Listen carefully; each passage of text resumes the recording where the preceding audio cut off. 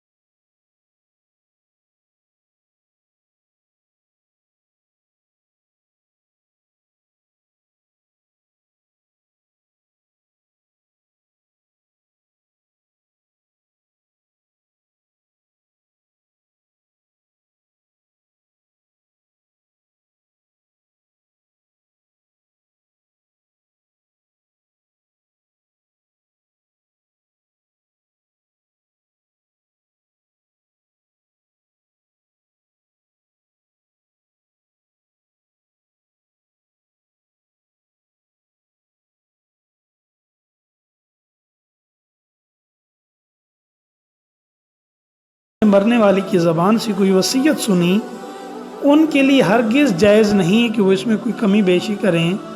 इसके बजाय उनके लिए वसीयत पर अमल करना वाजिब है। हाँ, मतलब ये कि अगर कोई वसीयत करने वाला नाइंसाफ़ी से काम ले, कोई उसे समझा बुझाकर अपनी वसीयत में मरने से पहले पहले तब्दीली करने पर आमादा कर दे तो ये जायज़ है। अगर वो मर जाए, मरने के बाद वो इंसाफ के ऊपर, इंसाफी तकाज़े के ऊपर अमल करके उस वसीयत के अंदर तब्दीली कर दे तो ये भी जायज़ है। और आखिरत के अंदर रोज़े की जो फ़र्ज़ियत है उसका हुक्म है, और उसके अंदर यह आसानी दी गई कि अगर कोई सफ़र के अंदर है या कोई बीमार है तो जितने दिन उसके रोज़े क़ज़ा हुए उतने दिन वो बाद में शुमार करके उतने दिन वो रोज़े रख ले, उसके रोज़े अदा हो जाएंगे। अल्लाह